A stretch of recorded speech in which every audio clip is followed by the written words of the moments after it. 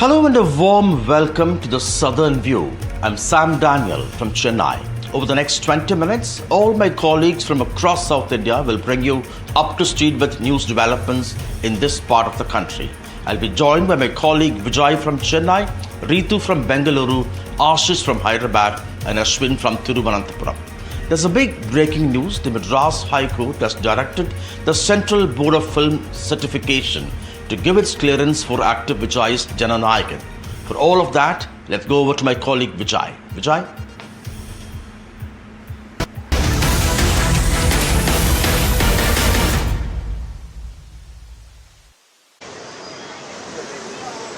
Thank you, Sam. It's a very great and happy news for actor turned politician Vijay and Vijay fans, of course. Just now Madras High Court pronounced orders saying that they are allowed, they are asked to censor CBFC to issue certificate U/A 16 plus to the movies and to the movie Jana Nayagan, which is actually scheduled to release today, but unfortunately there was a legal hurdle for the Jana Nayagan movie. I will just brief you what exactly happened. Actually, the movie crew, the KVN production applied for the CBFC certificate for the movie Jana Nayagan, but the revision committee watched the movie and they were ready to issue U/A for the movie, but unfortunately, in between there was a objection raised by one of the member who actually watched the movie. Immediately, the chairperson of the CBFC gave a communication to the production house saying that he is referring the movie to the referring committee, revisive committee. So this made KVN, this forced the production house to file a writ petition before the Madras High Court, and there was a huge argument between both the side. On behalf of CBFC, there was an additional Solicitor General put forward an argument saying that the chairperson has the whole rights to go against the movie, he has the rights to decide. But however, today PT Asha of the Madras High Court pronounced order saying that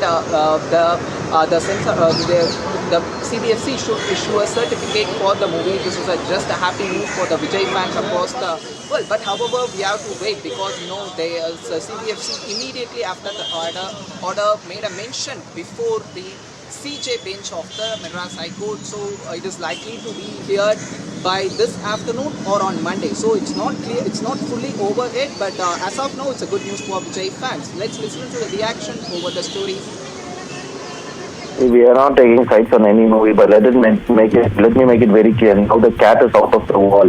Even yesterday when I spoke to several channels, I said, if today's order is favourable to Jana Nayagan, and if the censor board will go and challenge the verdict, then it clearly means that the BJP does not want the movie to be released, and they want to use this as a blackmail in order to make Vijay join alliance with ADMK and BJP. For BJP and ADMK, it is very profoundly clear that their vote share is not going to be more than 20%. If the same combined will face the election, the number of seats they would have will be in single digits, and DMK will get more than 200 MLAs. In order to, for example, save face, they think if the TVK will come, maybe their vote share can be 25%, 26%. Even then, the DMK vote share will be more than 50%, but at least they can save the face, which is why I think they are desperate to have TVK in their alliance. That is why they are trying all forms of possibilities. It is a cooked up issue. The censor board has no business to do it in the last minute. And we know there is a rule of law that we do submit our films to censor board much before. If somebody is releasing the film on 9th and if we submit the film on 8th, I understand. You wait till the last minute. So what is behind the idea behind? What is the agenda behind this? So when you're not a supreme body, when you we also need some time to talk back to you, But you don't give any space. And the court has slammed the right word, the intentions are different. The court has found out the intentions are different. Isn't it? Yes. So I think it is time that we as a film fraternity or art people hold the censor board accountable to do their job properly. We are fragile. There's time invested, dreams, hopes on the release of the film, and money invested. Okay? Now, Central Board of Certification is a rule of law in this country that though we have a freedom of expression, there is a limit to our freedom of expression in the interest of the society. The censor board looks into the film. So we are supposed to submit a month before. We do it. We are waiting for the cuts. You take to the last minute and you just on whims and fancies will postpone the release. What is this? It is high time Central Board of Certification does its job properly. They have been slapped by the asking them to do their job. But that means the people behind the intention to stop Jana Nayagan are trying desperately something else. When Jana Nayagan faces legal hurdles on the other side, Parasakthi, which is set to be the political movie for DMK ahead of 2026 election, is cleared the certificate. It is ready. It is going to hit the screen across Tamil Nadu and even other states from tomorrow. They got the UBA certificate from the CBFC. Even Parasakthi didn't cross this very easily. They faced the issue from the CBFC board. First, they were played the movie, and then they asked for a few cuts over the Hindi agitation movie. How from the trailer we able to get from what Parasakthi movie is about. It is a epic drama which goes around to 1960 to 1970 when the Dravidian movement in Tamil Nadu rose in Tamil Nadu, because after the Congress government, the state party in Tamil Nadu, that is a Dravidian movement, DMK, was founded, and it was there was a massive fight in protest against the Hindi agitation. There was a fight against Hindi imposition. The movie actually spoke about those things. So finally, the Parasakthi movie had cleared the certificate, and it is going to hit the screen tomorrow. And very interestingly, we know Parasakthi music director's 100th movie, and Sivakarthikeyan 25th movie. We have an exclusive reaction from GV Prakash. Let's listen to it. Hi GV, firstly congratulations. Parasakthi is your 100th film and all set to release on January 10th for Pongal. A very big film for you as Sivakarthikeyan. So how excited are you about the release of this film tomorrow now? I'm very thankful because, we just got the certificate today, and so, we didn't know if it was coming or not, and finally today it got cleared, so I'm very thankful. And more than that, this is a film which is taken for the Tamil language, about the beauty of the language and what, it is for the language. So to have it as my 100th film is something very special for me, and, to do music on a film which is praising Tamil, I'm really proud to be part of it. Yeah, you've always done some fantastic music, especially melodious ones, and I hope Amaran also wins awards. Is the music of Parasakthi going to pay tribute to Tamil Nadu and Tamil language? Definitely, Tamil language and how the film is going to praise the language is something, and it's been so many decades since a film comes praising about the language, and especially Tamil. So this is something once in a lifetime kind of a film, and it is happens to be my 100th. So I'm very thankful to Sudha for offering this film to me. Okay, so how was your experience working with Sudha and Sivakarthikeyan on this film? See, it's mostly the director. So Shiva was supporting a lot, but it's basically the director, because Surrey Porter was one of my best ever combinations, and immediately we're doing something after that. So it's something very special, and we share a bond, and we're friends for a long time, we are friends for some 18, 19 years. So, and there is a good rapport and chemistry. So it's come out well. The film and the music has come out well. Okay, so where are you watching the movie tomorrow? First day, first show, or how is it going to be? Usually I don't watch the first shows. I wait for, some time, and then after 2 days I'll go and watch it. Okay, great. Thank you so Maybe much. I'll watch it on Pongal Day. Oh, superb. Thank you so much for speaking to NDTV. Wishing you the very best, GV. Thank you. Thank you so much. Thank you. Thank you. Now, Parasakthi was Jana Nayagan is more than a cinema. It has become politics, but we have to wait and see whether it is going to be really a Jana Nayagan was Parasakthi, because Jana Nayagan had to face a legal hurdles. Moving on to another political story from Tamil Nadu. It's about EPS, AIADMK General Secretary EPS at Delhi, and even very recently this morning BJP State President Nainar Nagendran met EPS in his residence. To speak more on this, we have my colleague Sam Daniel. Sam Daniel, over to you. Thank you, Vijay. That's right. The election momentum has set in Tamil Nadu, and this morning we had Tamil Nadu BJP Chief Nainar Nagendran meeting AIADMK Chief Edappadi Palaniswami at his home. This days after Home Minister Amit Shah's 2-day visit to Tamil Nadu, and a day after EPS met him in Delhi again. In fact, this comes after PMK's Anbumani Ramadas joined hands with EPS, in a sense returning to the NDA fold, and BJP sources say that talks were about the seat sharing between the AIADMK and the BJP, and also in terms of bringing in more smaller parties into the fold.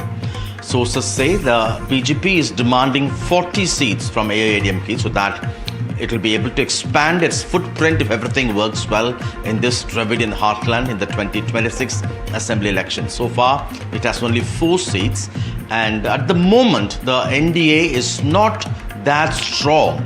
For instance, the AIADMK is still a divided house with expelled leaders like Sasikala and O. Pannirselvam, besides TTV Dinakaran, not welcome into the party's fold. And the PMK, although the Anbumani's faction has joined the NDA, there is an internal tussle between Anbumani and his father, Dr. Ramadas. It's not clear how this tussle will end. Will they patch up or will they fight against each other? Actor Vijay Gant's DMDK too has not made up its mind with who they would shake hands with.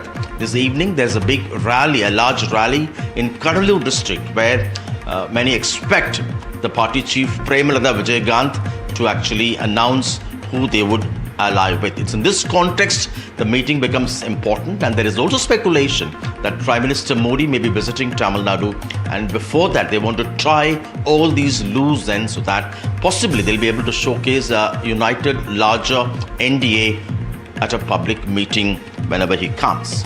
Another breaking story, TVK Chief Actor Vijay today announced a 12-member committee to draft his party's manifesto ahead of the 2026 assembly elections. A few spokespersons, including Arun Raj, JCD Prabhakar, Raj Mohan, Thenmoli Prasanna, among others, are in the team, and Vijay says the committee would possibly travel across the state to get inputs from the public and a cross-section of people in Tamil Nadu, including various bodies that represent trade, health and other industries as well. He calls the party's manifesto would be focusing on what he calls the developmental aspect of Tamil Nadu. Although TVK has announced that it will share power with any party who would join hands with them, so far there's no major allies have come into their fold, and at the moment the party has made it very clear that it will not ally with the BJP directly or indirectly, calling it his ideological enemy and the ruling DMK his political enemy. It's in this context today's announcement becomes very, very important, and we'll have to wait and see in the context of the ongoing crisis with the release of his film Jana Nayagan, how there would be a political churn. More news from Tamil Nadu. The Tamil Nadu Congress chief Selva Pirandagai in a statement has appealed to his party cadre to not discuss alliance issues in the public. This comes particularly after embarrassing statements and stands by many leaders, including MPs like Manikam Tagore, that they would want share in the power and more seats by the ruling DMK in Tamil Nadu. Although the party's leadership has confirmed that the alliance with the ruling DMK is intact, these remarks by other leaders have come as a huge embarrassment, and the party state chief Selva Pirandagai is trying to douse this. That's all from Tamil Nadu. Now it's over to my colleague Ritu from Bengaluru for all news from Karnataka. Ritu. Thank you, Sam. Here in Karnataka, the top news remains to be on that amid the Hindi imposition row. This time there's a Kerala versus Karnataka row that has erupted. Now, this is over the mandatory Malayalam language for the students from class 1 to class 10. Now, that's the kind of a bill that the Kerala government has basically proposed, and there's a strong objection that it has drawn from the state of Karnataka, with the Karnataka government and of course the opposition also questioning Kerala that the timing is in question over here, and there's a lot of the opposition in the state is also lashing out at the Karnataka government, saying that this is somewhere a double standard that the Congress-led government is maintaining when we talk about the Kerala, because we saw what really panned out when we talk about the Kogilu demolition drive, where that the government was all in action to swing into what was being said to them by Lotta, the Kerala CM Pinarayi Vijayan basically tweeted. But this time this is over the language. However, it has drawn a sharp objection from Congress, BJP, also from the JDS. Here are the series of reactions coming in on this story. Just listen in. See, in India, this language issue is not today. It is always there. Bordering states having language issues, it happens between Kerala and Karnataka, between Tamil Nadu and Karnataka, between Maharashtra and Karnataka. All these things, there are provisions in the constitutions, and within the framework of that constitutional, provisions, these decisions have to be made, and I am sure that everybody is conscious about it. Now we are giving priority to the linguistic language also. Only that reason we have given exemption to Kasaragod and other districts also, in Idiki and some places in other areas. Okay. Especially Tamil speaking areas are here. So we are giving priority to them. The left-based Pinarayi Vijayan has made Malayalam compulsory in the entire Kerala state, including the Kasaragod area where the Kannada is the mother tongue of so many people. It is completely unfair on Kannadigas who are living in the border areas as well, in specific the Kasaragod district. Karnataka Border Development Board has clearly objected to it. Now, why is Karnataka government, including the Chief Minister, including the Education Ministers like Madhu Bangarappa and MC Sudhakar are keeping quiet on this? What is the DCM doing on this? What is the Kannada and Cultural Minister Shivraj Tangadgi doing on this? Well, this of course has become a flashpoint because the school students in the border area of Karnataka, basically Kasargodu, will have to learn Malayalam as the first language is what has been seen. However, needs to be seen how the Kerala government is really going to take this up. For that, I have my colleague Ashwin joining us from Kerala. Ashwin, the major question at this point in time being raised that with the elections approaching in Kerala, is this a pure political stunt that one can see, because more than 70% of the population in the Kasargodu is a Kannada speaking population. Over to you if you could throw more light on it. Absolutely, Ritu. It's in fact a very interesting debate whether it is Kannada Beku versus Malayalam Venam. Now, the fight is that in Kasaragod district, which is bordering Karnataka, there's a demand that has been kept. In fact, when the Kerala governor had visited Kasaragod, a representation from KBADA, Kerala Border Development Association, KBADA, had sent a memorandum and in fact demanded that the schools which are there in Kasaragod district, this punitive action of imposing Malayalam onto the students is absolutely unfair. In fact, this particular committee had even demanded that the Kerala governor should not, Rajnath Arlekar should not pass this particular bill which has been introduced in the Legislative Assembly in Kerala. At this juncture, the governor in fact has stated that he will look into this bill and see whether anything affects the linguistic minorities in the district of Kasaragod. When this question was posed, in fact, to the Congress MP himself, K. Muralidharan, very surprisingly, Ritu, in fact, he has said that Kerala will not do any kind of imposition and it respects the linguistic minorities in the state of Kerala, whether it is the Kasaragod linguistic minority majority, which is primarily Kannadigas, and also in Idukki districts and even in parts of the Thiruvananthapuram district, where there is a fair amount of Tamil-speaking diaspora also. So certainly this issue right now is with the governor, whether he will sign it. At this time, the Chief Minister's stance is now being seen Well, needs to be seen how this is really going to take up in the future, with multiple questions being raised by the Karnataka government as well, because the Karnataka government remains to be adamant, saying that if the bill is passed, then they will take all their means out to ensure that this is not happening to the people in the Kasaragod region. That's all from the state of Karnataka and Kerala. Now over to my colleague.